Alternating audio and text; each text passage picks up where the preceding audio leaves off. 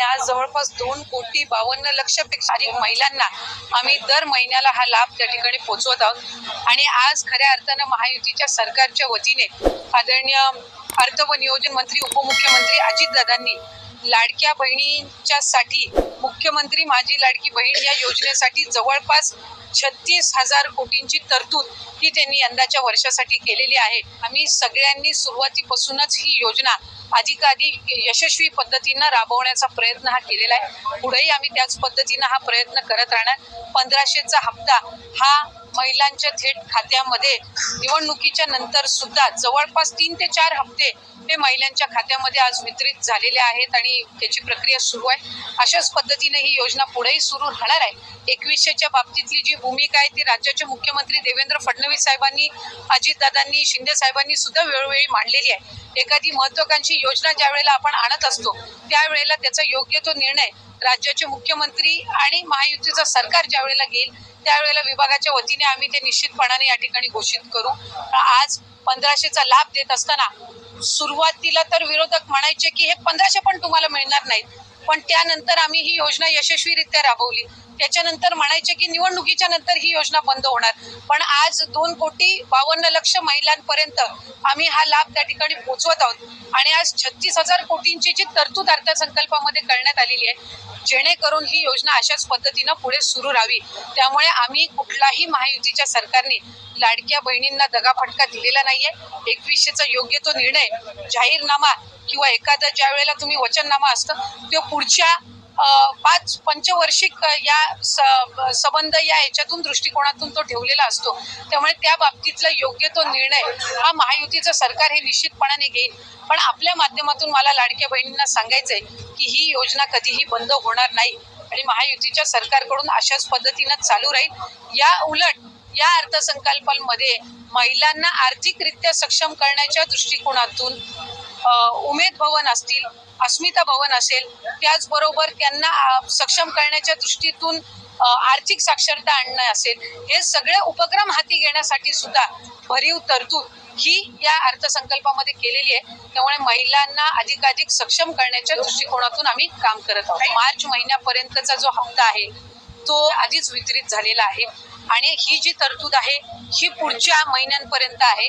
डिसेंबर महिन्यांमध्ये ज्या वेळेला ही जी केलेली तरतूद आहे या पलीकडे जर आपल्याला लाभासाठी तरतूद करावी लागली तर डिसेंबरच्या अधिवेशनामध्ये ती निश्चितपणाने करण्यात येईल।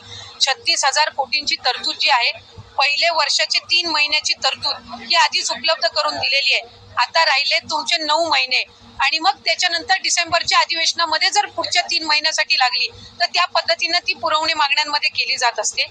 त्यामुळे या योजनेला यशस्वीरित्या राबवण्यासाठी जी काही तरतुदीची गरज आहे दर महिन्याच्या लाभाकरिता ती या अर्थसंकल्पामध्ये झालेली आहे। नमस्कार। तर लाडक्या बहिणींसाठी अतिशय आनंदाची मोठी बातमी आहे आपल्याकडे।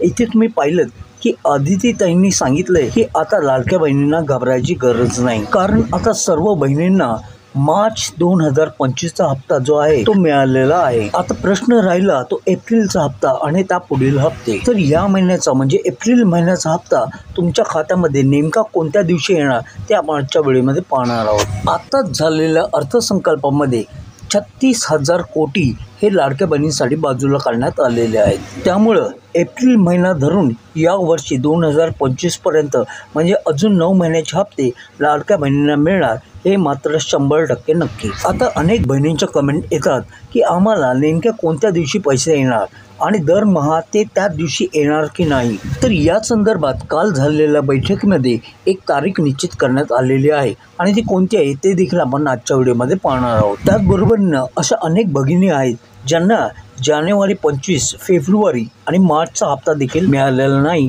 त्यांनी काय करायचं आहे ते देखील आपण पाहूयात। तर ज्या महिलांना या वर्षाच्या जानेवारीपासूनचा हप्ता मिळाला नसेल त्यांनी पहिल्यांदा कन्फर्म करून घ्यायचं आहे की त्यांचं आता यादीमध्ये नाव आहे की नाही, कारण आता मुंबई, पुणे, सांगली, सातारा, बीड या ठिकाणाहून जवळपास 20 लाख बहिणी आता या योजनेसाठी अपात्र घोषित केल्या आहेत, परंतु त्या बहिणींची अधिकृतरित्या नावं जाहीर झाली नाही। त्यामुळं आपण या योजनेमध्ये आता सक्रिय आहोत की नाही हा मोठा प्रश्न बहिणींना पडला आहे। आता त्याकरिता तुम्हाला तुमच्या पोर्टलवर जाऊन तुमची लाभार्थी यादी चेक करायची आहे, कारण 1 जानेवारी 2025 पासून या यादीमध्ये अनेक बदल करण्यात आले आहेत. जर तुम्ही ऑनलाईन फॉर्म भरला असेल तर तुम्ही ऑनलाईन यादी आता चेक करू शकता. जर तुम्ही तुमचा फॉर्म कुठल्याही शाखेमध्ये भरला असेल किंवा अंगणवाडी सेविकेकडे भरला असेल तर तेथे जाऊन तुम्हाला तुमची लाभार्थी यादी चेक करता येणार आहे. तर आता प्रश्न राहिला एप्रिल महिन्याच्या हप्त्याचा. तर हा हप्ता तुम्हाला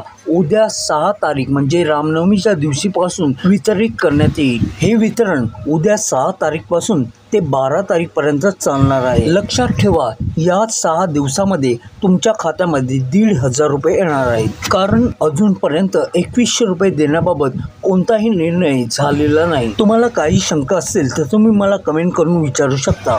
तुम्हाला जानेवारीपासून ते एप्रिलपर्यंत एखादा जरी हप्ता आला नसेल तरी मला तुम्ही कमेंट करून सांगायचं आहे. चॅनलवर तुम्ही नवीन असाल तर अशा नवनवीन अपडेट करता चॅनलला लगेच सबस्क्राईब करून घ्या, बेल आयकॉन दाबा आणि एक लाईक करायला विसरू नका. तर आता इथेच थांबतो, पुन्हा भेटू या नवीन अपडेट्ससह. तोवर तुमची काळजी घ्या. जय हिंद, जय Maharashtra, take care and bye.